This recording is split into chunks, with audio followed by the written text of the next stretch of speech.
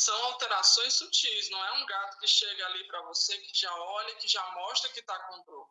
Né? São coisas bem sutis, bem discretas, e que a gente muitas vezes, quando esse animal chega na clínica, a gente não consegue observar de uma forma direta. E isso exige realmente que a gente busque informações com quem está convivendo diariamente com esse animal, que são os tutores, né? E quando eu falo, mais uma vez, sobre a dor aguda, eu tenho características que são específicas da dor aguda, né, nesses animais. Mas eu também tenho características relacionadas à dor crônica que também a gente deve levar em consideração, porque existem diferenças entre esses dois tipos de dores. E como que eu faço para identificar isso? Como eu já falei para vocês, o tutor, o chato, é sempre a pessoa mais indicada para fazer isso, né? Para relatar para a gente o que está acontecendo, o que ele observou de diferente nos animais dentro de casa, nos seus gatinhos dentro de casa. E aí a gente tem, dessa maneira, ferramentas para encaixar as peças do quebra-cabeça, pode-se dizer assim. Eu costumo sempre dizer que o dono de gato, tutor de gato, isso eu quero saber também de vocês, que criam, alguns que criam um gatinho. Eles são muito observadores, são tutores diferentes, assim como os gatos são diferentes, né? Então eles conseguem, dessa maneira, observar determinadas nuances dentro do comportamento no dia a dia que podem realmente ser denotativas de dor, mas que muitas vezes ele não sabe diferenciar, não sabe determinar isso. Por isso que durante a consulta, quando esse animal vai para o veterinário, é importante que a gente possa conversar ao máximo com esse tutor e extrair o máximo de informações com relação ao dia a dia dos gatinhos, para que a gente possa, mais uma vez, como eu disse, montar essas peças do quebra-cabeça, tá certo? Então, o tutor é um grande aliado nesse intervalo aí que a gente trata desses animais. E claro, gente, os gatos são diferentes dos cães. Apesar das coincidências, apesar de algumas similaridades, são animais totalmente diferentes. E isso inclui a avaliação da dor, as formas como esse animal expressa a dor e como ele se manifesta e, consequentemente, como a gente vai tratar essa dor, certo?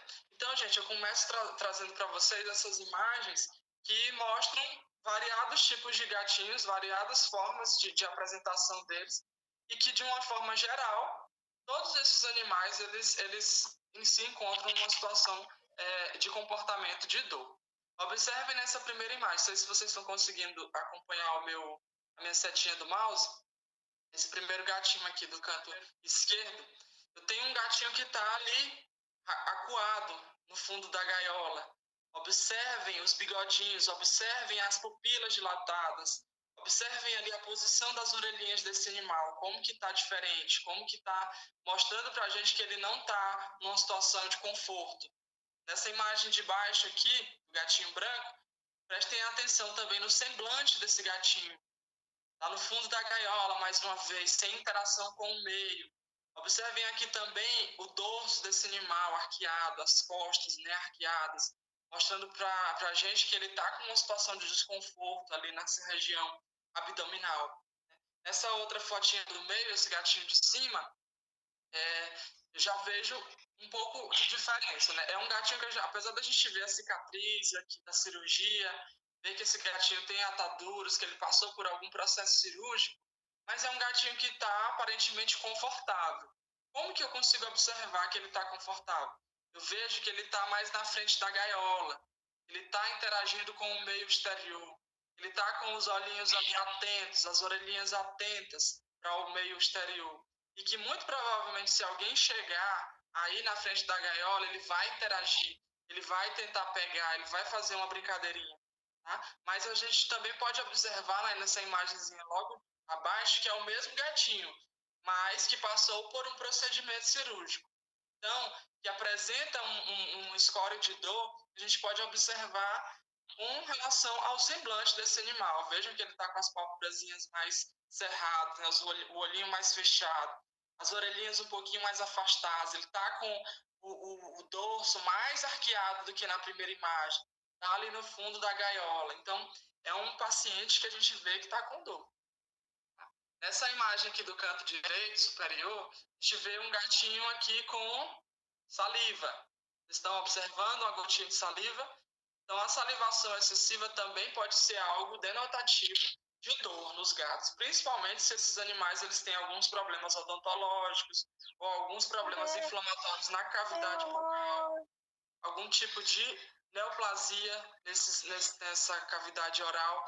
Então, são animais que começam a salivar muito, né? O complexo de gengiva estomatite também, que é uma coisa presente e faz com que eles possam ficar salivando, né?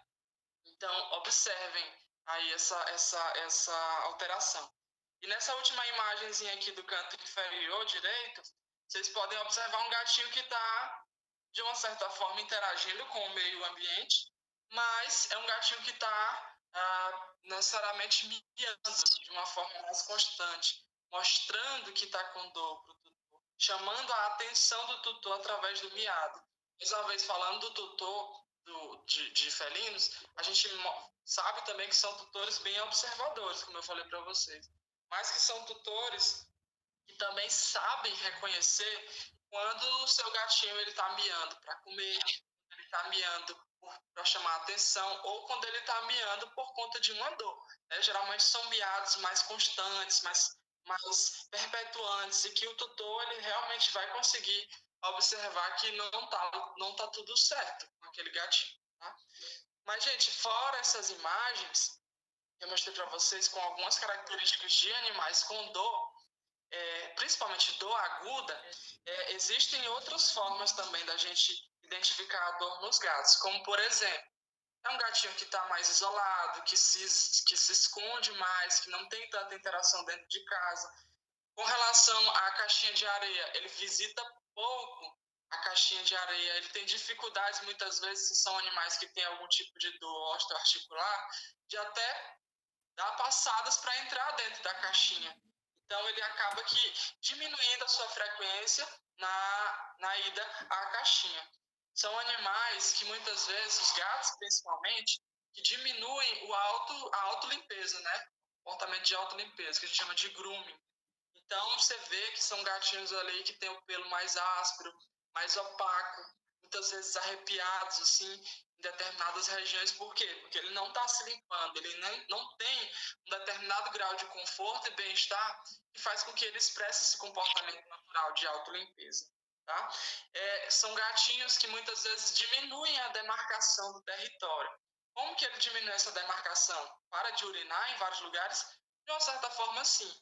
Mas a demarcação de território nos gatos também inclui o fato de ele ficar se roçando nos móveis, ficar ali próximo de você, roçando a cabeça e o costado ali nas suas pernas, tanto para mostrar que ele está presente, como para também marcar a presença dele no território. São animais que diminuem o ato de ficar arranhando os móveis ou brincando com o arranhador. Então, tudo isso, gente, são características de gatos que apresentam dor. Tá? Hoje a gente sabe que limitar-se apenas aos parâmetros fisiológicos, como por exemplo, um ataque cardíaco, um ataque pinéio, uma pupila dilatada, uma pressão arterial alta, não é suficiente para a gente dizer que realmente o meu animal, o meu gatinho está com dor. A gente sabe que todo o contexto, o ambiente, todo o comportamento que esse gatinho vem a expressar, ele é muito mais fidedigno para a gente avaliar essa dor e, consequentemente, tratá-la, do que a gente se limitar aos parâmetros fisiológicos. Até porque esses parâmetros fisiológicos eles podem ter interferências de múltiplos fatores, como, por exemplo, o medo e o estresse, que não necessariamente são a dor, ok? Tá? Então, gente, hoje a gente, através da literatura mais recente e também de uma literatura um pouquinho um pouquinho mais antiga, a gente consegue ter escritos, e muitos bons escritos, que tratam sobre a dor nesses pacientes, sobretudo o reconhecimento, a avaliação e o tratamento. né, as diretrizes que a gente deve tomar, quais as condutas que a gente deve tomar frente a um animal, a um gatinho que está com dor. Esse trabalhinho que eu trouxe para vocês, ele é de 2014, ele pertence à Associação Mundial de Veterinários de Pequenos Animais, né, a ASAVA. E ele é um dos pioneiros a retratar de uma forma linear, não só em gatos, mas também em cães, né? Ele fala de pequenos animais, então ele traz cães e gatos, a retratar quais os principais sinais clínicos, quais as principais manifestações que os animais apresentam quando estão com dor, sendo ela aguda ou crônica, é, e dá para a gente uma noção de como a gente deve tratar isso. Tá? Então, essa diretriz, esse guideline, ele tem essa função de trazer o reconhecimento, avaliação e tratamento da dor em pequenos animais, e aí aqui a gente dá o foco nos gatos.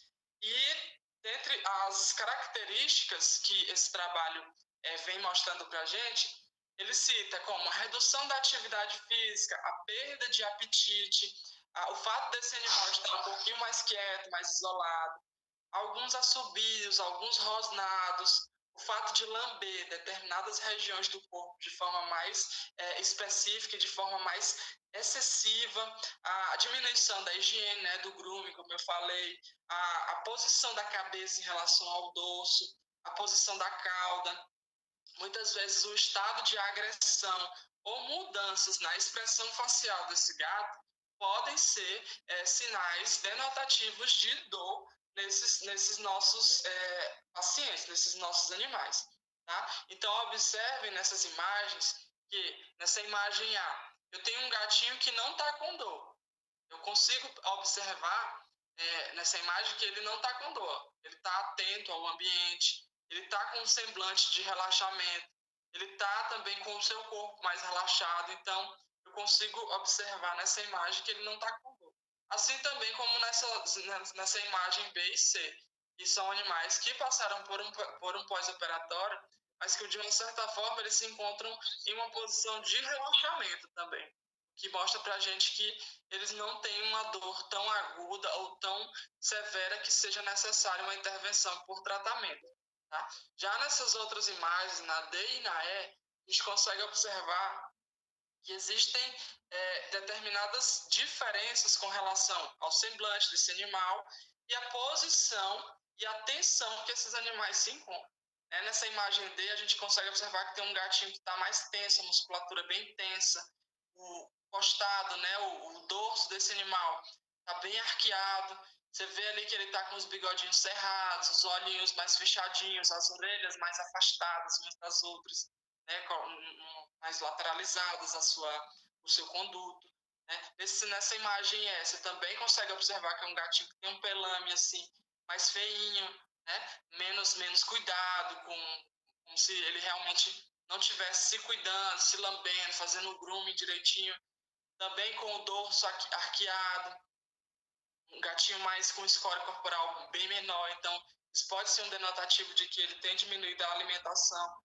Tá? Então são esses detalhes, são essas características que fazem com que a gente tenha a noção de se eu tenho ou não um gato com dor. Tá? Só que esse trabalho, ele também deixa para a gente claro, além dessas características gerais sobre a dor, que é preciso, antes da gente avaliar esses sinais de forma isolada, ou seja, observar o animal e ver que ele está com dor só porque ele tem determinada característica, é preciso também que a gente avalie o contexto e a aclimatação que esse animal está sendo submetido.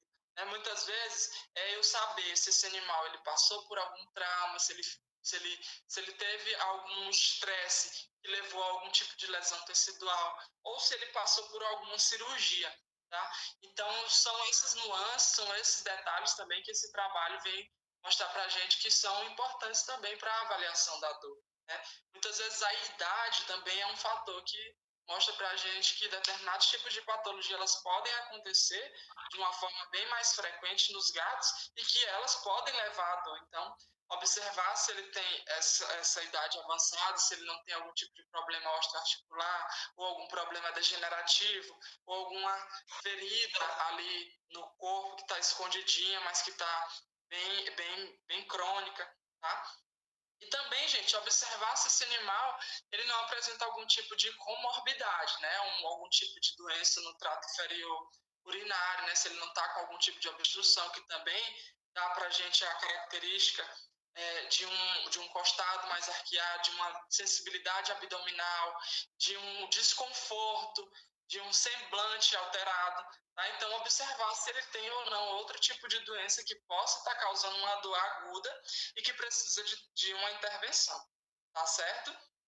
E também, gente, só para fechar a discussão desse trabalhinho, que é um dos pioneiros, assim, para falar de dor de forma específica para gatos, é que esse trabalho também, ele mostra para a gente que realmente são alterações sutis, que exigem muito da observação, da interação com esse animal, com o meio, e que ele recomenda que sempre que a gente for avaliar esses gatinhos, a gente possa primeiro se aproximar, mas que mantenha uma determinada distância para não disfarçar determinado comportamento natural ou espontâneo desse animal e que possa denotar para a gente uma alteração que possa significar dor aguda, tá? Então é chegar devagarinho, observar a distância e aí ir registrando essas alterações de comportamento, essas características para, de fato, avaliar se existe dor ou não. Tá? E aí essas alterações, essas características, elas realmente vão incluir postura, passo, relaxamento, a resposta, a palpação de determinadas áreas dolorosas, tá? E sempre lembrar, gente, se você chegar na gaiolinha e tiver um gatinho dormindo, não acordar ele para fazer a avaliação de dor, tá? É deixar realmente com que ele vá acordando aos poucos e você possa observar de forma natural como ele está se comportando, tá? Nada de chegar lá e estimular e acordar ele para dizer, eu vou avaliar a dor agora. Então essa é uma das recomendações que essa diretriz vem trazer para a gente. Tá? Outro trabalhinho também importante que eu quero trazer para vocês aqui, falando de dor de gato, é o consenso sobre os sinais comportamentais da dor de gato. Ele foi publicado em 2016, essa revista que tem um impacto científico bem relevante no meio acadêmico, tá, gente? No meio científico. E essa revista, ela traz, esse consenso, traz para a gente quais são os principais sinais clínicos, né, que o gato apresenta quando ele sente dor. Só para vocês terem uma noção, esse trabalho ele foi realizado através de rodadas de perguntas para 19 especialistas em tratamento de dor em felinos, ou que eles trabalham com felinos na sua rotina, né, sendo cirurgia, anestesia, comportamento.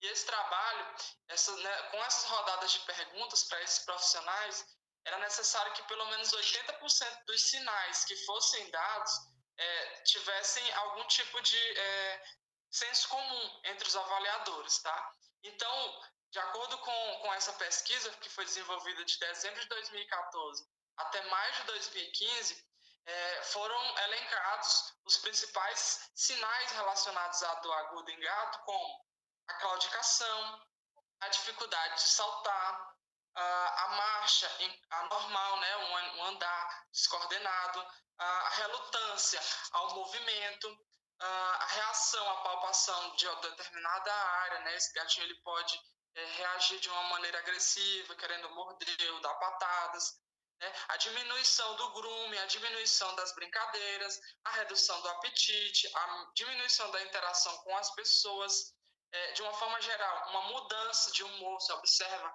que o gatinho dentro de casa, ele está mais recluso, ele está interagindo menos, mas que ele está mais chatinho, né? Está mais ranzinza, não quer brincar tanto. É um animal que se encontra mais curvado, né? Fica a musculatura abdominal mais tensa, a musculatura do costal também mais tensa, fica com o dorso mais arqueado. Ele tende a diminuir o peso, por quê? Porque está comendo menos, está com menos apetite. Ele lambe uma determinada parte do corpo de uma forma mais frequente. Ele não visita tanto a caixinha de areia. Ele evita ficar em áreas abertas, em áreas claras, porque aquela luz acaba que gerando algum tipo de desconforto para ele. Ele fica com os olhinhos mais fechadinhos, né, mais cerrados, e muitas vezes ele pode até rosnar ou até exibir algum tipo de grunhido, né? Então essas são as características gerais, algumas mais frequentes, outras mais raras, que esse trabalho conseguiu determinar através dessa pesquisa com esses 19 especialistas. Mas, gente, é importante a gente deixar claro, inclusive é uma conclusão desse trabalho, que a ausência de um desses sinais também não significa que meu paciente está com dor, né? É preciso que eu observe tudo isso, todo esse contexto, para que eu possa realmente afirmar que ele está com dor. Mas a falta de alguns desses sinais de forma específica no meu paciente não significa que ele não esteja com dor e que ele não precisa de atenção ou tratamento, né? E aí a gente realmente vê que a dificuldade é muito grande. Mas o estudo, a observação do meu animal, o conhecimento de uma forma específica sobre toda a conjuntura a qual ele está inserido e as reações que ele tem frente a isso são importantes para que eu possa realmente dizer que ele tem ou não dor, tá? E aí, o que a gente faz, né? Se realmente são muitos sintomas, são sinais que muitas vezes a gente nem consegue observar, são bem sutis. O que eu faço, né, para avaliar e para dizer realmente que eu tenho um gatinho com dor? Se eu ainda estou na dúvida, o que eu faço? E aí vem o nosso grande foco dessa palestra, né, desse conhecimento, que é avaliar esse paciente através do uso de escalas. O que são escalas de dor? Não sei se vocês já estiveram de frente com um conteúdo desse ou algum tipo de escala dessas, mas as escalas de dor são ferramentas que vão ajudar o médico veterinário, a equipe veterinária ou mesmo o tutor a identificar de forma qualitativa e de forma quantitativa se aquele gatinho está sentindo dor, né? Então, a importância de a gente ter uma escala de dor para, primeiramente, fazer a abordagem inicial desse animal, traçar uma meta sobre se ele realmente precisa de tratamento ou não, e, sobretudo, se ele tem ou não dor, é ter essa escala na rotina e fazer com que essa escala ela venha a ter esse grande benefício, que é superar o desafio da identificação e da quantificação da dor. Além disso, eu tenho uma escala de avaliação para identificar a dor nos meus pacientes, avaliar a dor nos meus pacientes, nos meus animais, é o fato de eu ter a consciência de que ele sente dor. Não no ambiente ambulatorial, no ambiente hospitalar. O fato de eu ter uma escala também input na própria equipe que trata desses animais o conhecimento de que aquele instrumento existe. Por quê? Porque eu tenho animais que sentem dor. Então, é uma conscientização de toda a equipe. Tá? E a escala, ela dá uma grande ferramenta que vem a nos dar subsídios para quantificar e qualificar essa dor, mas também ela serve como um protocolo que vai fazer com que a gente possa se orientar com relação ao que fazer diante dessa dor e também vai nivelar a equipe que vai tratar, que vai avaliar essa dor de uma forma mais padrão, né?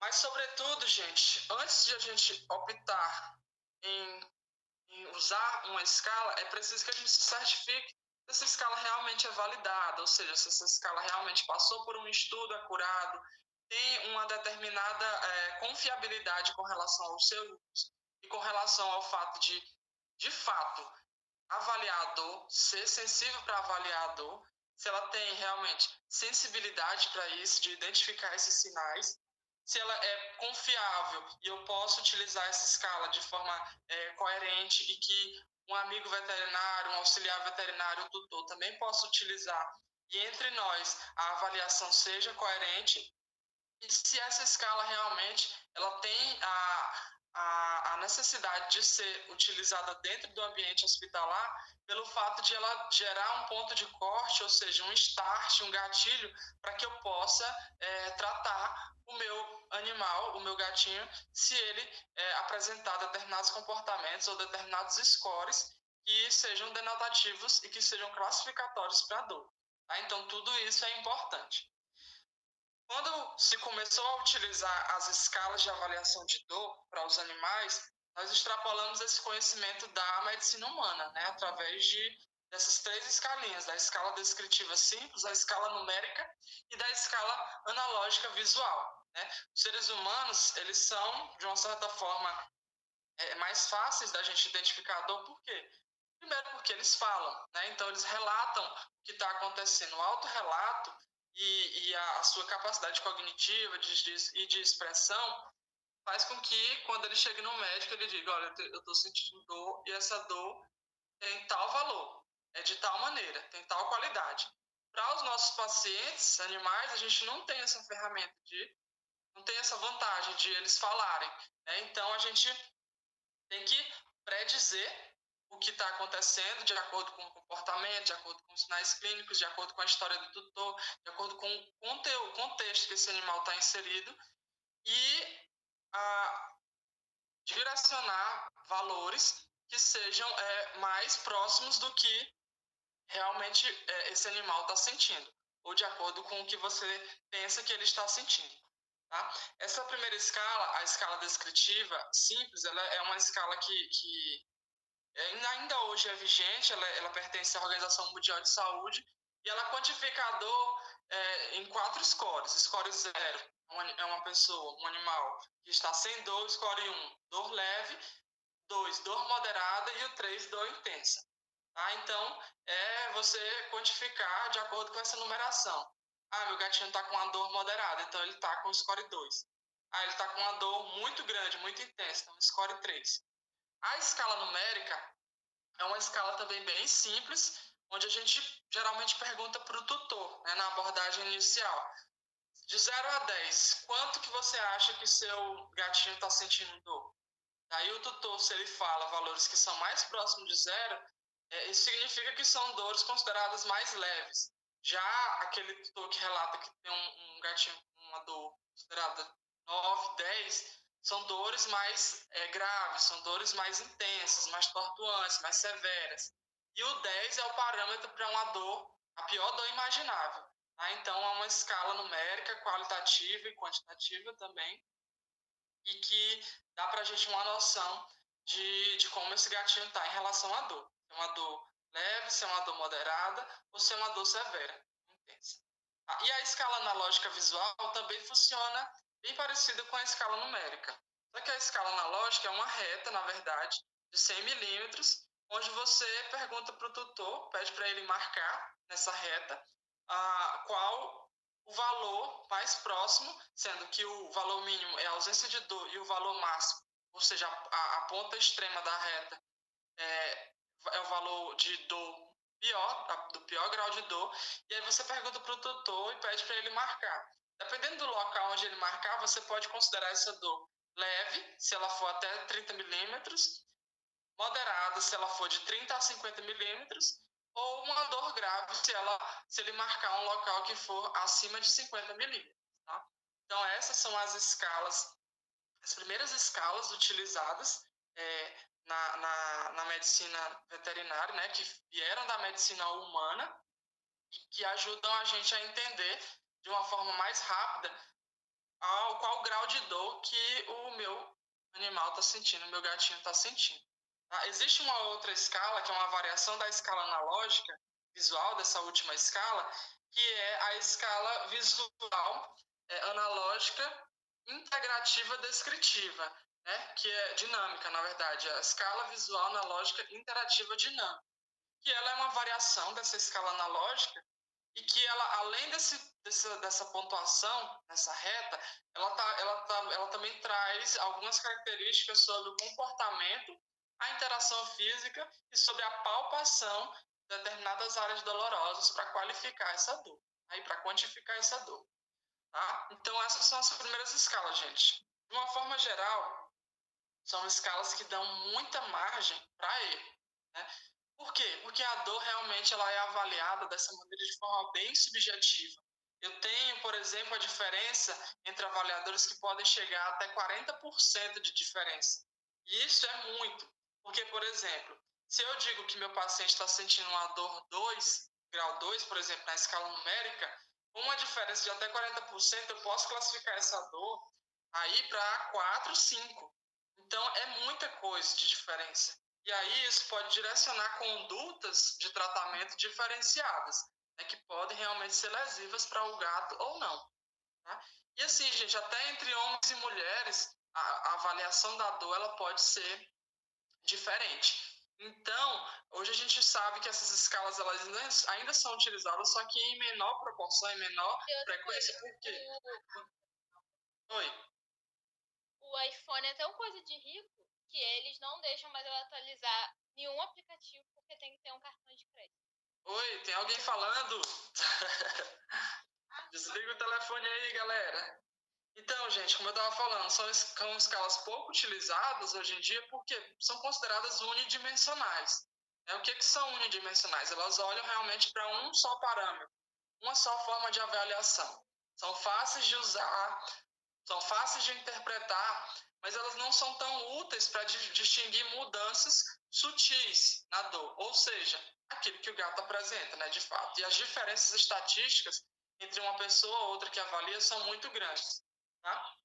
E por esse motivo, hoje a gente não tem muito mais aplicabilidade dessas escalas e o nosso foco maior hoje de avaliação e de aplicabilidade são as escalas consideradas multidimensionais, tá? Que avaliam não só a parte comportamental do animal, mas também parâmetros relacionados às variações fisiológicas, a interação que esse animal tem com o meio, a reação à palpação da ferida cirúrgica ou determinadas áreas dolorosas.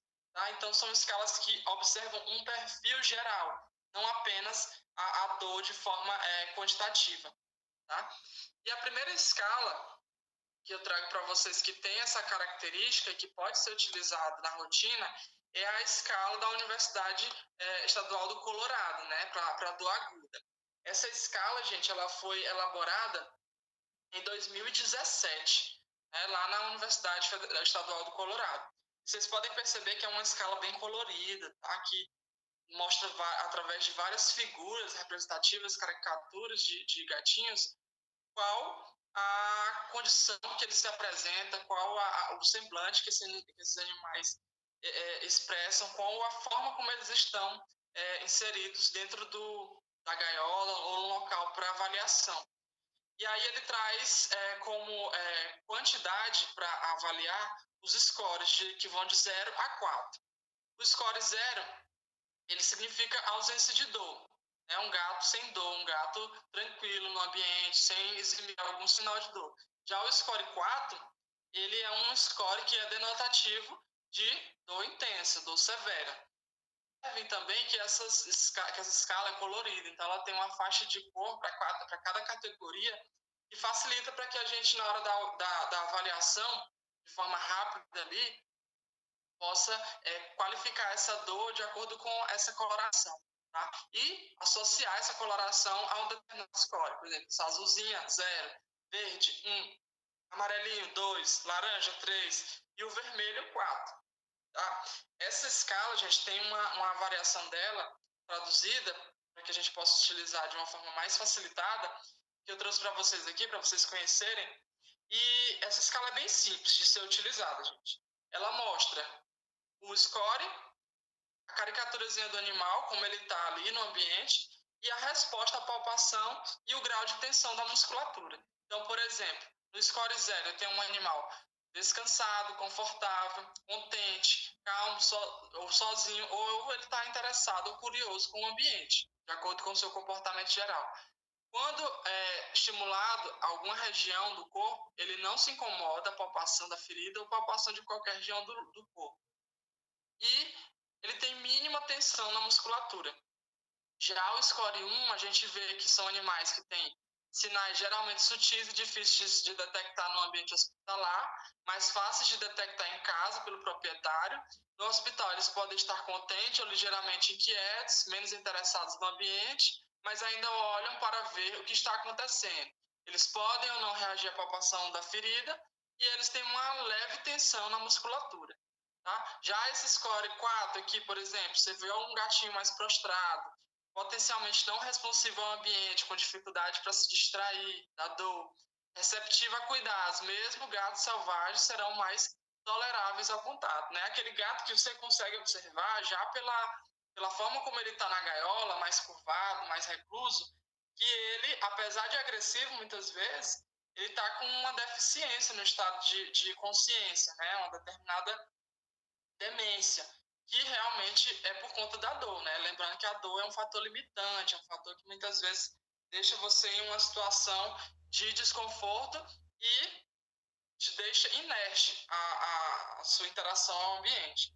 Com relação à palpação da ferida cirúrgica, ele pode ou não, ele pode não responder à palpação, mas ele também apresenta uma postura rígida para evitar movimentos dolorosos. Então, você vê aquele gatinho curvado, com a musculatura tensa, né, moderada a severamente tensa, e que realmente está com dor. Dor de acordo com essa escala no score 4. Tá? Essa escala é uma escala bem interessante, gente. A partir do score 2, a gente já tem subsídios para realmente tratar esse gato. Então, o ponto de corte é 2 ou mais que 2. E é uma escala fácil de ser aplicada na rotina. Não sei se vocês conseguiram observar, porque é você observar o animal com relação ao seu comportamento, palpar determinada área do corpo e observar a tensão da musculatura e atribuir a isso a um score. E ainda tem essas figurinhas aí para ajudar a gente na observação e na identificação. Só que a desvantagem dessa escala, gente, é que ela não é validada, né, de acordo com os meios científicos, de acordo com a estatística utilizada, e que ela ainda precisa ser um pouco mais aprimorada. Tá? Já essa outra escala, vocês veem que é uma escala bem grande, né? É a escala da Unesp de Botucatu, é a escala multidimensional da Unesp de Botucatu para avaliação da dor aguda no pós-operatório de gatos. Essa escala, gente, é uma escala assim que dá muito orgulho para a gente, brasileiro, quando fala dela, porque foi a primeira escala a ser validada para a dor em gatos, para a dor aguda em gatos, e que é feita por brasileiros, né, lá na Unesp de Botucatu, sob a coordenação do professor Stélio. Essa escala, ela é grande, ela tem 30 perguntas e os itens de avaliação, eles se dividem em 10 itens, né? E esses itens, eles vão avaliar postura, conforto, atitude, a atividade do gato, a miscelânea de comportamentos, a reação à palpação da ferida cirúrgica, a reação à palpação do abdômen, do flanco, os parâmetros de pressão arterial, os parâmetros fisiológicos, né? Como está o apetite desse animal e também sobre a vocalização, se ele tem ou não algum tipo de vocalização que possa ser denotativo de dor. Então, dentro de cada categoria dessa, de cada item desses 10 itens, existem características que devem ser atribuídas quando observadas a determinado tipo de score. Por exemplo, com relação à postura, o gato está em uma postura considerada natural para a espécie e com os músculos relaxados. Ele se movimenta normalmente, então ele tem pontuação 0.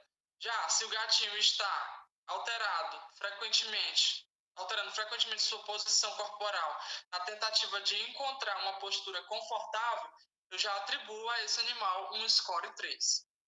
Beleza? Vamos pular bem aqui, com relação à reação à palpação da ferida cirúrgica. Se eu tenho um gato que não reage quando eu palpo a ferida cirúrgica, ele tem um score 0. Já se eu tenho um gato que reage quando o observador se aproxima da ferida cirúrgica, podendo vocalizar ou tentar morder, e o gato não permite a palpação da ferida cirúrgica, eu já tenho um gatinho que eu posso atribuir um score 4 com relação a esse item de dor. Tá? Então, essa escala, gente, vocês podem observar que ela traz muitas características, muitos detalhes, e que dão para a gente um subsídio bem legal, uma ferramenta bem legal para avaliação da dor nesses gatos. É importante a gente considerar que essa escala realmente foi feita na Unesp de Botucatu e que o objeto de estudo dela, os gatinhos avaliados, foram gatos que foram submetidos a procedimento de castração, né, de OH, e que no pós-operatório elas foram avaliadas constantemente, a cada hora, por um avaliador que não conhecia o protocolo utilizado, que não sabia pelo qual o protocolo ao qual ele tinha sido utilizado, mas que avaliou todos esses comportamentos através da aplicação dessa escala. né? Lembrem, é uma escala longa. Total da pontuação dela são 30 pontos. Mas, a partir de 8 pontos, né, com 8 pontos ou mais, eu já tenho subsídios para tratar o meu paciente. É o ponto de corte, né? 8 ou mais que 8. E outra coisa interessante sobre essa escala é que ela traz essas diretrizes para o uso, né? Então, ela, além de mostrar todas essas características, mostrar para a gente de forma bem simples como avaliar, ela ainda dá uma noção de como eu começo a fazer essa avaliação para minimizar os erros na hora que eu for fazer essa quantificação, tá? Então, essas diretrizes, de forma bem resumida, elas falam sobre, primeiramente, você observar o animal fora a distância da gaiola, depois chegar de uma forma bem delicada, bem sem tantos alardes, próximo da gaiola, abrir a gaiola e a partir daí começar a interagir com o animal, tentar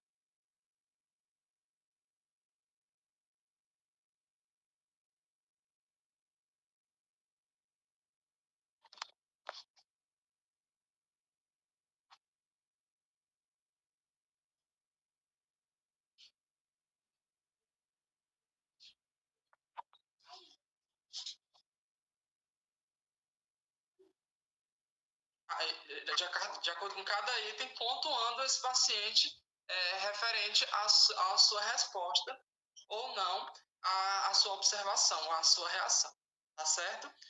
Mas, gente, essa escala ela é de 2011. Ela foi validada no ano de 2011. Começou a ser realizada, né, os estudos em 2019, mas só foi validada em 2011. Brinquedo novo! Opa! Mas essa escala também ela tem algumas desvantagens com relação a algumas escalas anteriores e com relação às escalas que apareceram, que foram desenvolvidas depois dela, que fazem referência ao protocolo anestésico que foi utilizado nesses animais quando eles foram submetidos a cirurgias.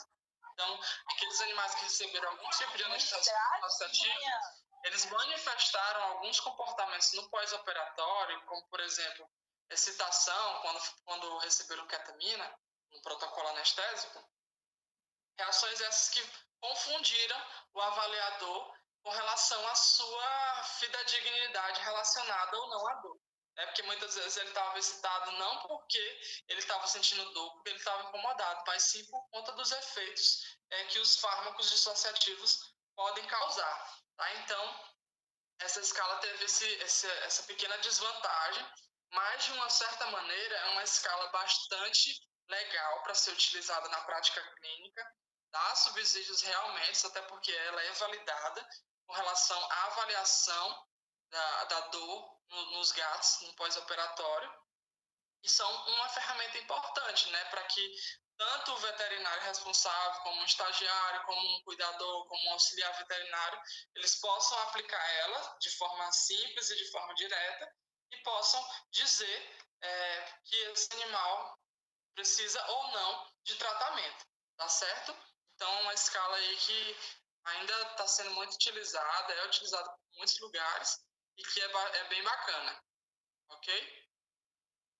Gente, para quem realmente quer saber um pouquinho mais dessa escala, ela está disponível nesse site, né, o animalpain.com.br, e essa imagem desse site que eu trouxe para vocês aí vai servir como consulta aí posterior para quem quiser descobrir um pouco mais como ela foi realizada, quais os vídeos, né? Só para você ter uma noção, foram feitas mais de 700 horas de vídeos quando esse trabalho foi realizado. Então, todas as vezes que os gatinhos eles passavam por um procedimento cirúrgico, o avaliador ia lá, fazia a avaliação deles e registrava isso em vídeos, para que depois esses vídeos fossem avaliados outra vez, revistos, para que esses vídeos servissem de parâmetros para cada categoria, para cada descrição dentro de cada item da escala.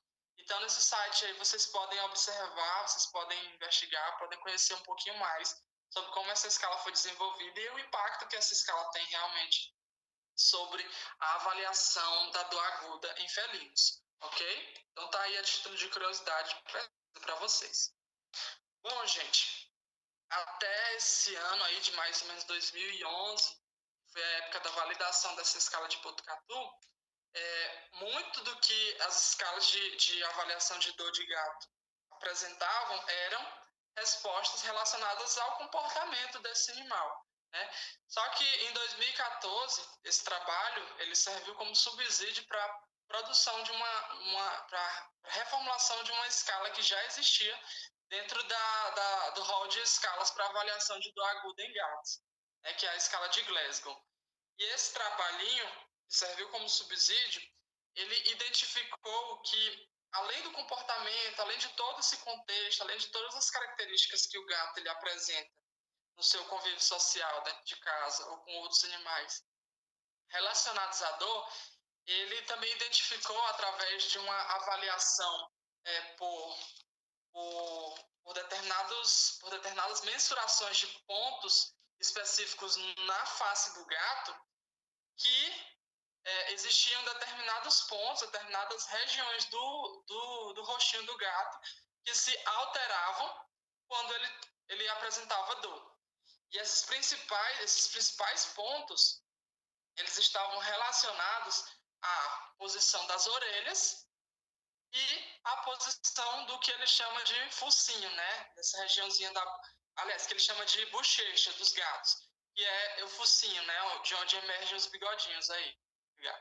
Então, esse trabalho, só para vocês terem uma noção, ele foi realizado buscando avaliar 87 animais, né? 87 gatos, sendo que 59 desses animais eles tinham dor.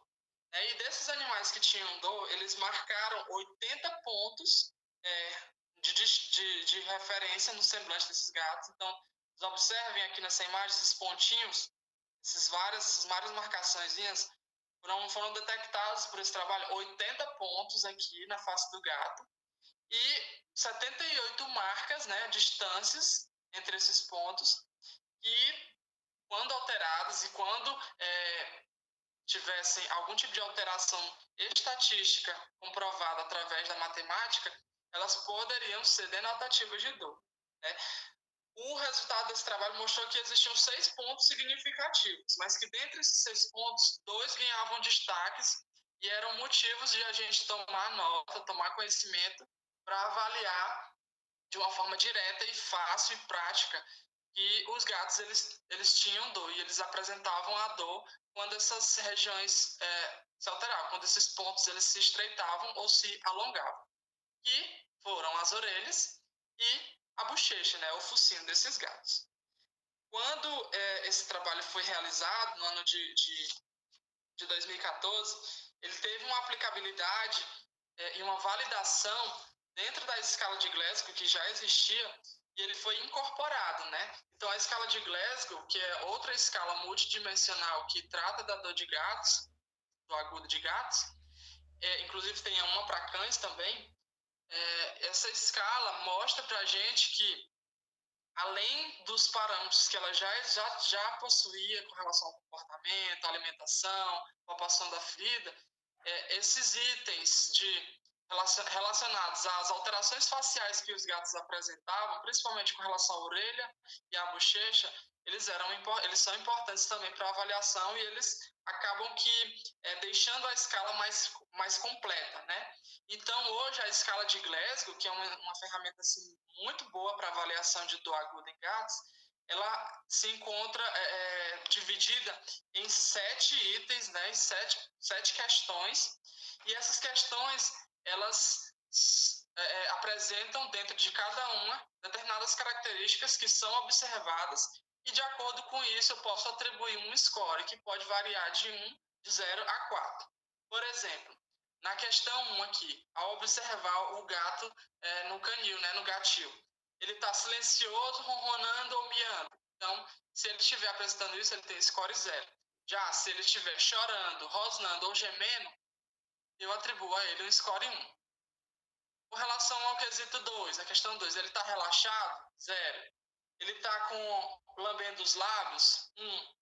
ele está inquieto, engolindo no fundo da gaiola, recolhido no fundo da gaiola, score 2.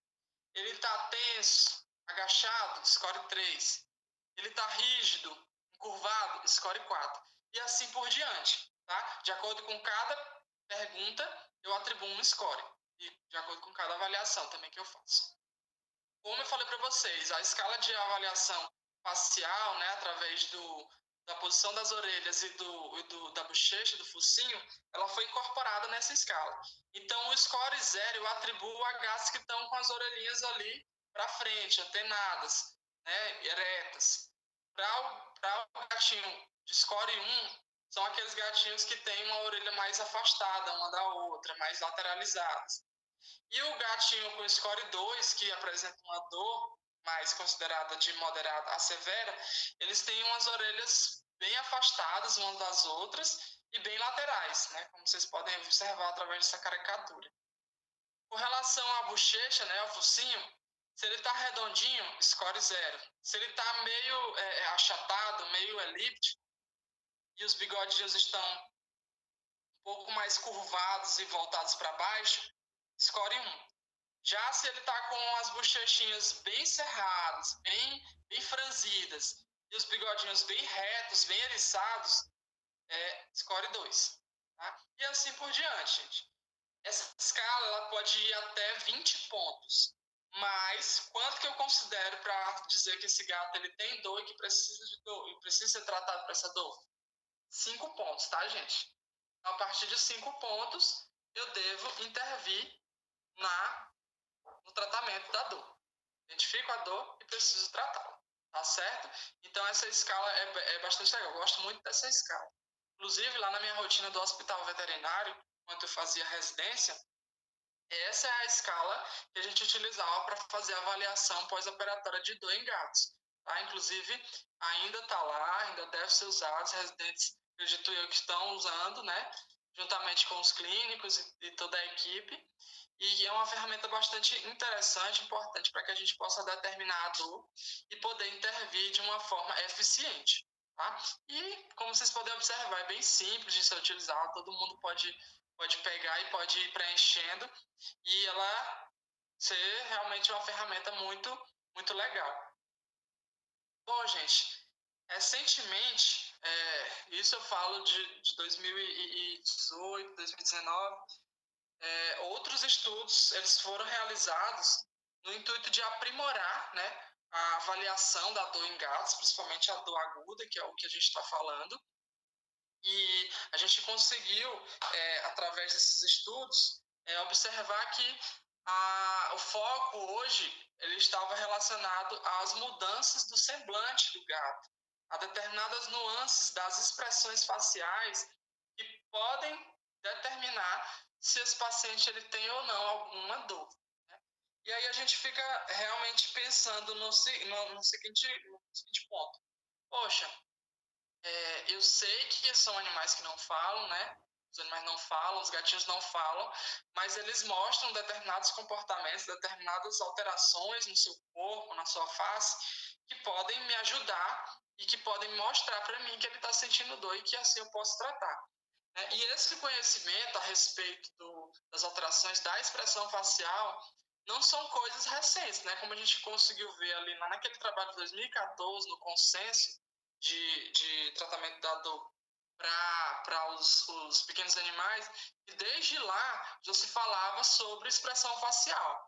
Mas, de fato, não existia até a produção da escala de Glasgow, a modificação da escala de Glasgow, melhor dizendo, um parâmetro exato, uma caricatura ou um sinal que realmente mostrasse para a gente como eu poderia fazer essa avaliação da dor. Né? E aí, nesse trabalhinho aqui, que é um trabalho também que nos enche de orgulho, assim como a escala de Botucatu, que é brasileira, mostra para a gente e dá orgulho para a gente por ser um trabalho que foi desenvolvido pela coordenação de um brasileiro e com a presença de alguns brasileiros na Universidade do Canadá, né? Uma universidade do Canadá, coordenada pelo professor Paulo Estigo e sobre orientação, sobre produção da Marina, né? Marina Evangelista, que é lá de Botucatu.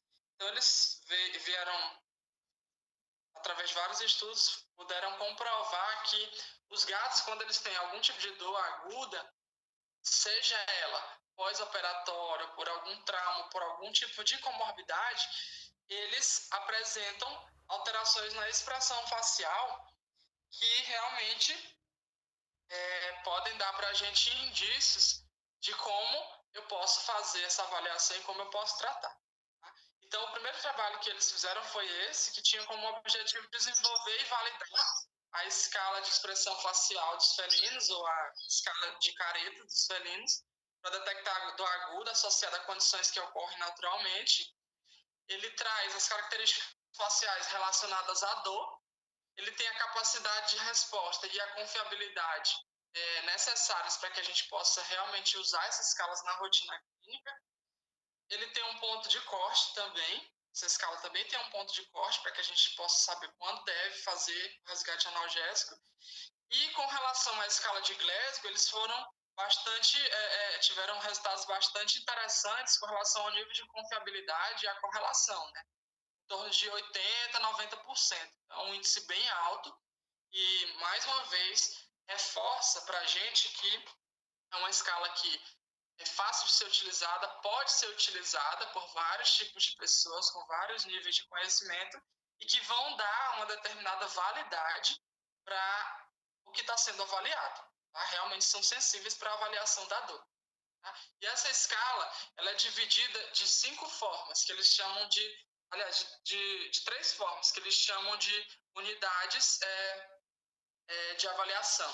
Né? E essas unidades de avaliação, elas estão relacionadas a 5 parâmetros. E esses 5 parâmetros relacionados ao semblante do gato, às expressões faciais, eles estão incluídos na posição da orelha, posição dos olhos, posição do focinho, né? O direcionamento do focinho, como que esse focinho está, a orientação dos bigodes dos gatos e a posição da cabeça. Tá? Então, vamos lá, gente. Olhos, focinho, bigodes, cabeça e orelhas. Então, são 5 parâmetros que essa escala mostra. Então, é uma escala bem mais simples, bem mais compacta e tão fidedigna, tão boa como a escala de Botucatu, por exemplo, a escala de Glasgow. Né? Então, como que eu faço essa avaliação?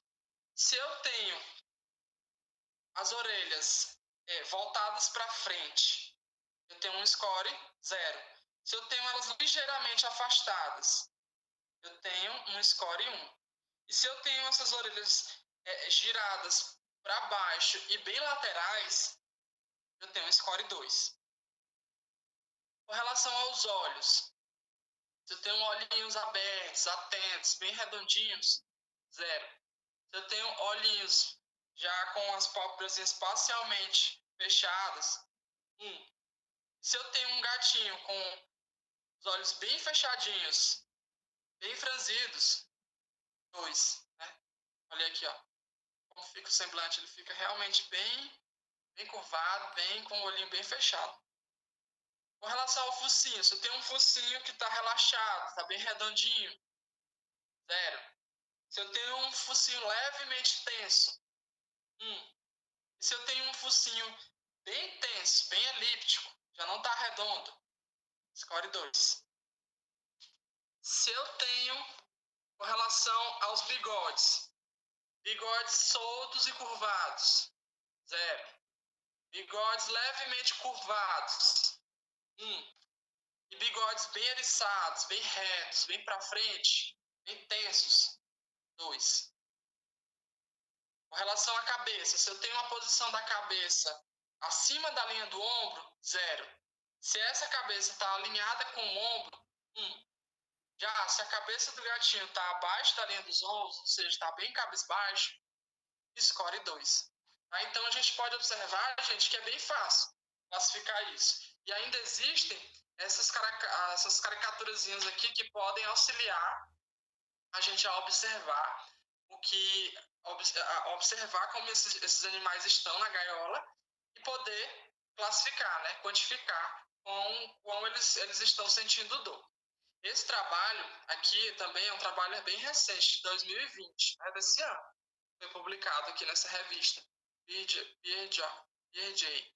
E esse trabalho ele vem a confrontar resultados obtidos pela avaliação por câmera, né, registro de imagens, ou a avaliação de forma real, né, por real time, por um avaliador, lá no leito, lá na gaiola. Então, ele confrontou essas duas formas de avaliação e a aplicabilidade dessa escala e mostrou que, de forma assim, real time, ou seja, avaliando de forma direta o gatinho ali na gaiola, os valores dos scores eles tendem a ser um pouquinho maior do que quando eu avalio esses gatos apenas por imagem, né? Apenas registrando a foto deles dentro da gaiola. Mas essa alteração, esse ponto de observação que mostrou que a alteração é bem sutil, é levemente aumentada, mas são sutis, não são significativas, dão para a gente a certeza de que são escalas que podem ser avaliadas tanto pela avaliação direta, como o observador, como por foto também. Então, esse trabalho vem deixar para a gente bem claro isso. E assim, gente, é uma escala que, como eu falei para vocês, tem uma correlação bastante interessante com a escala de Boticatu, com a escala de Glasgow. É bem mais simples de ser utilizada e dá parâmetros tão bons para a avaliação de dor nos gatos que podem direcionar o tratamento desses animais de forma eficiente quando utilizados. O ponto de corte para essa escala é 4, ou seja, 4 ou mais que 4 já é denotativo de que esse paciente ele tem uma dor considerada de moderada a intensa e que precisa de resgate analgésico. Tá? Então, essa é a escala de avaliação da dor facial mais recente para gatos, tá trazendo aí esse conteúdo bem fresquinho para vocês e que realmente serve como uma ferramenta bastante importante para a avaliação da dor aguda nos gatos. Bom, gente, como conclusão de tudo isso que a gente pôde observar, a gente sabe que hoje a gente já tem várias ferramentas para avaliar a dor nos gatos, né? Muitos outros parâmetros com relação ao comportamento, com relação à interação desse animal com o ambiente, com relação ao seu hábito no dia a dia, que mostra para a gente que existe realmente uma necessidade de tratador, de se investigador, porque isso é muito importante. Mas, de uma certa forma, quando eu faço uma comparação com com os estudos que existem, as pesquisas que se existem, com relação à dor em cães, eu sei que ainda o gato ele tem uma avaliação da dor bem subestimada. Né? E isso, sim, se dá pelo fato de muitas vezes o próprio tutor, o próprio veterinário achar que os gatos eles são realmente seres alienígenas, difíceis de se lidar, difíceis de se avaliar, porque na verdade não é que é difícil, é que as características são bem sutis, são bem discretas, então isso exige muito mais da observação. Mas de uma certa forma, o fato de serem subestimados hoje não significa para a gente que a gente tenha subsídios e ferramentas para fazer essa avaliação, né? A gente viu aí, tem muita escala boa, fidedigna, validada e que pode ser utilizada na rotina. Mas é saber também que muitos fatores eles influenciam na avaliação. E como eu falei para vocês lá no início, se limitar a parâmetros fisiológicos não é uma boa, porque o medo, estresse, qualquer tipo de situação que gere um estado de vulnerabilidade para esses animais pode disfarçar de uma forma direta se ele está ou não sentindo dor. A observação espontânea do comportamento indicativo de dor é algo muito importante, como a gente viu. É chegar para avaliar o gato, mas também manter uma determinada distância antes de fazer a abordagem, antes de se apresentar de forma direta para o gato. Porque ele realmente pode se estressar, ele pode se sentir vulnerável e pode exibir alguns comportamentos que não necessariamente sejam dor. Então, fazer isso de uma forma também bem delicada, bem sutil. Existe um consenso sobre a melhor escala a ser utilizada? Existe um padrão ouro? Eu dizia assim, essa é a melhor escala, eu recomendo vocês usarem essa. Essa é a melhor. Até então, gente, não existe. A melhor escala é aquela que realmente se adequa melhor ao ambiente hospitalar, à aplicabilidade das pessoas, dos veterinários, dos auxiliares. É aquela que, de uma certa forma, é simples, é fácil de ser utilizada e que te dá valores válidos.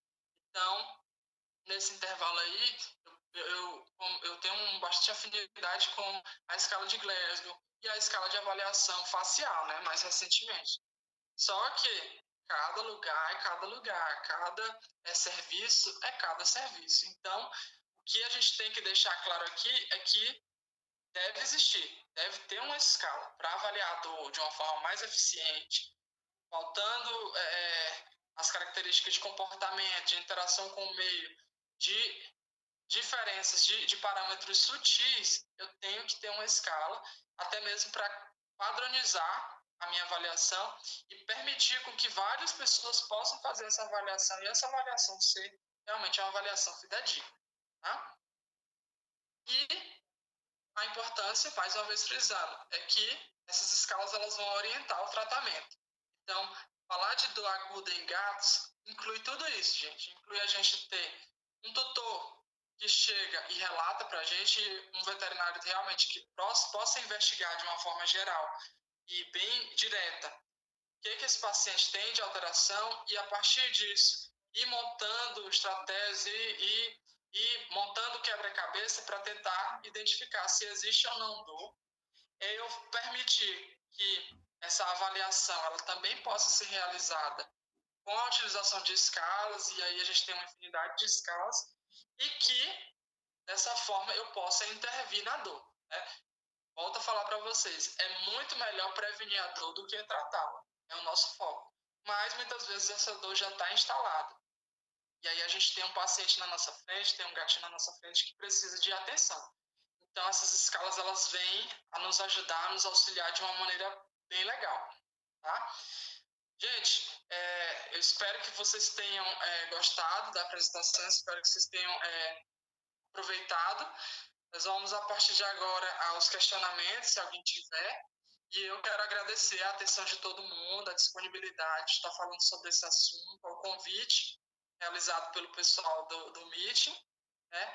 E estou muito feliz pelo que aconteceu, pelo material mostrado para vocês. E espero que vocês tenham gostado, tá bom? Então, muito obrigado, gente.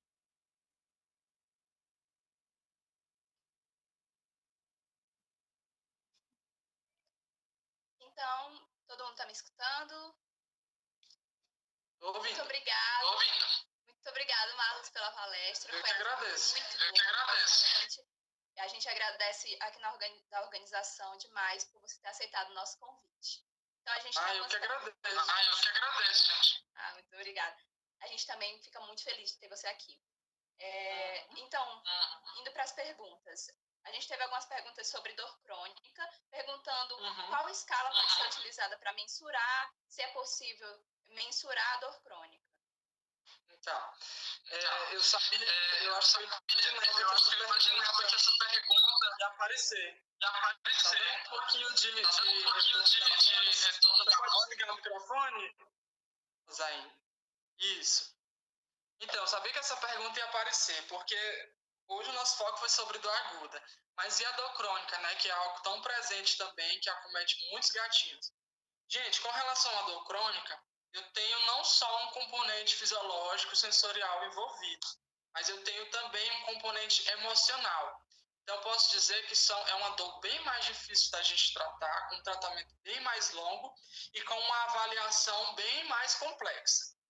Até o momento, não se existe, de fato, uma escala específica para tratamento de dor crônica. Existem algumas escalas, principalmente relacionadas às dores osteoarticulares, dores musculares, que fazem referência à dor crônica nos gatos e que são utilizadas.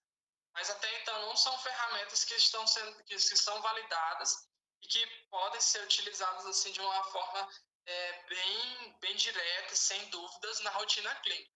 Mas existem sim algumas escalas aí para algumas categorias de dor. Tá? E assim, para algumas categorias, realmente, volto a frisar isso. Mas a dor crônica do paciente, ela pode ser oriunda até mesmo de uma dor aguda, né, de um processo que se cronificou por conta de uma falha no tratamento da dor aguda, que muitas vezes pode ter começado por uma ferida de pele. Então, vejam a complexidade dos multifatores que podem estar envolvidos com a dor crônica e, consequentemente, da ausência de um recurso, de uma ferramenta tão que possa englobar tudo isso, né, de uma maneira resumitiva, de uma maneira prática. Okay?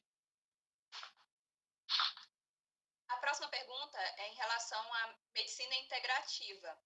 A aplicação de medicina integrativa no tratamento de dor em gatos é benéfica? Se alguma medicina integrativa, alguma terapia integrativa pode causar estresse? Então, sobre a medicina integrativa, ultimamente eu tenho até estudado um pouquinho mais sobre isso, a gente consegue observar que são coisas que valem muito a pena para todo e qualquer tipo de paciente, sabe? Porque com a medicina integrativa, eu não tenho uma avaliação necessariamente dos parâmetros fisiológicos do comportamento. Eu tenho uma avaliação considerada mais holística, onde eu posso intervir de forma direta sobre a saúde mental, espiritual, religiosa, emocional e social, tanto do paciente como do tutor. Então a gente pode ver que é algo bem mais amplo e que, para alguns casos, por exemplo, isso se enquadra bem à dor crônica. Para alguns casos de pacientes com dor crônica, talvez a utilização dessas terapias auxiliares, que envolve, por exemplo, até mesmo a medicina tradicional chinesa, elas podem ser benéficas porque elas são integrativas e elas deixam o proprietário também dentro do protocolo. Elas fazem com que o paciente, o gato no caso, ele tenha uma determinada qualidade de vida e ele se beneficie daquelas terapias.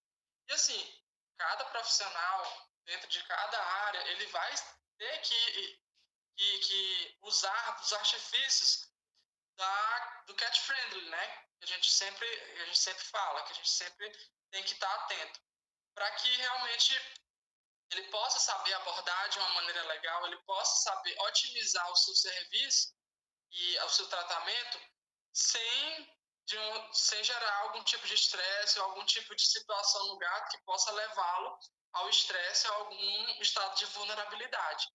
Então, associando a medicina integrativa junto com esses conceitos de cat friendly, de abordagem cat friendly, eu acho que o paciente tende a se beneficiar muito e o tutor, consequentemente, que vai fidelizar, vai se sentir integrado à equipe, se sentir integrado ao tratamento do seu gato e vai contribuir com o tratamento, consequentemente.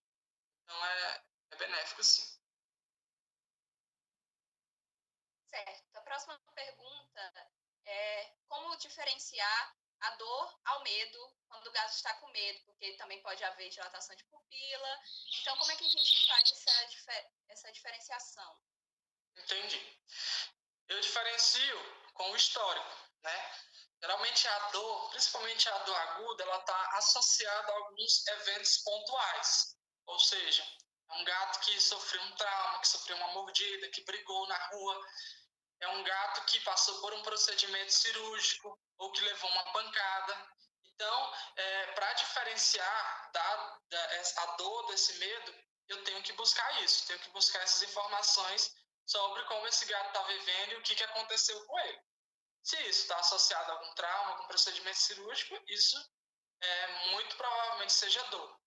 Fora isso, são muito mais alterações de comportamento ou alterações fisiológicas relacionadas ao estresse ou medo, ou alguma situação desconfortável, né? A introdução de um outro animal na casa, uma mudança de imóvel, uma mudança de hábito, né? Com relação, por exemplo, até o horário da alimentação, o horário de saída dos tutores. Então, tudo isso pode interferir, pode gerar comportamentos que não necessariamente são dor.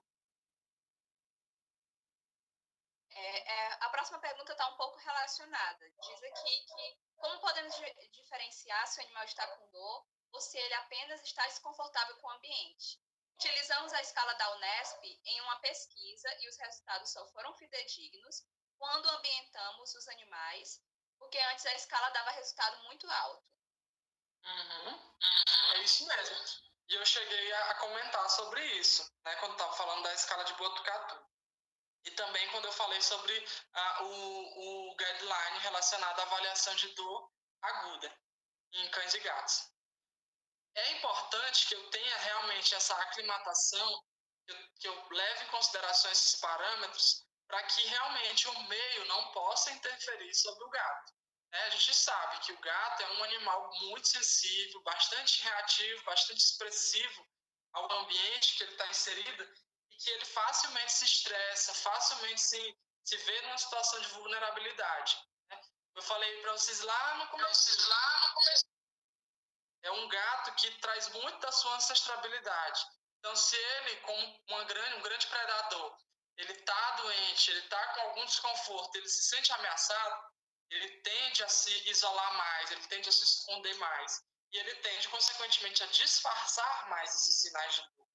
Tá? Então, por isso que, quando eu for avaliar, eu chegar perto lá, o veterinário, aquele jaleco branco, de uma forma agressiva, de uma forma brusca, isso pode gerar no gato uma reação que vai fazer com que ele se esconda, com que ele disfarce os sinais de dor.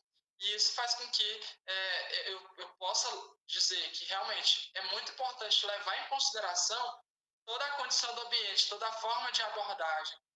Um ambiente silencioso, um ambiente sem ruídos, um ambiente confortável para ele. Até a luminosidade, como eu falei para vocês também na palestra, luminosidade pode ser um fator que os gatos devam evitar quando ele está com dor. Então, um ambiente assim mais escurinho também dá para a gente uma certeza se ele tem ou não dor. A penúltima pergunta é: se as somas dos scores não chegar ao ponto de corte, o animal não é tratado? Isso é polêmico, porque é o seguinte, as escalas elas nos ajudam a direcionar o tratamento ou não dependendo do ponto de corte. Mas isso não significa que, por exemplo, eu tenho um paciente que deu um score 4, por exemplo, na escala de Glasgow, mas é um gato que tem algum outro comportamento ou que passou por algum outro estresse ou situação, como por exemplo uma cirurgia, e que apresenta 3 na escala, mais 4 na escala, mas a escala tem um ponto de corte 5. Isso não, de fato, isso não limita o veterinário a tratar. A escala de Botucatu, por exemplo, ela tem um ponto de corte de 8. 8 ou a partir de 8. Mas, para scores 10, é obrigatório o tratamento. Só que para scores menos de 8, você também tem a condição de avaliar se você vai fazer ou não. Isso não limita de forma alguma, mas ajuda, né? Ajuda a direcionar. E aí, quando eu falo ajuda a direcionar, eu falo também das pessoas que não são veterinários e que avaliam a dor com as escalas, né? Então dá pra gente essa tranquilidade. Por exemplo, o seu auxiliar chegou com a escala e disse, olha, a escala dele deu tal pontuação. E aí você diz, realmente, vamos tratar. Ou então, vamos dar mais uma observada? Vamos lá outra vez? Então isso serve como um direcionar, né? Como um direcionamento de conduta. Mas não, de fato, não limita. Claro, scores, por exemplo, a escala de Glasgow, mais uma vez, é 5, mas o parâmetro deu 1, deu 2, deu 0, claro que eu não vou tratar. Mas se deu 6, deu 4, posso, se ainda estiver na dúvida, posso fazer uma nova avaliação ou pedir para outra pessoa avaliar, uma pessoa que tenha mais experiência, para eu realmente ter segurança se vou fazer o resgate analgésico ou não. E observar o contexto, né? Claro. Sempre. A última pergunta é: existe algum anestésico específico que influencia na avaliação da dor pós-operatória? Existe. A limitação na escala de Botucatu foi o fato de alguns animais serem submetidos à anestesia dissociativa. Então vamos lembrar aí dos dissociativos. Ketamina, tiletamina.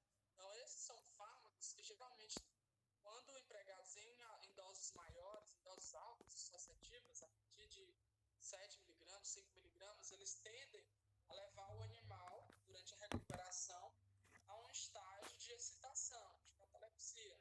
E isso pode disfarçar a dor. Mas, em contrapartida, posso citar o trabalho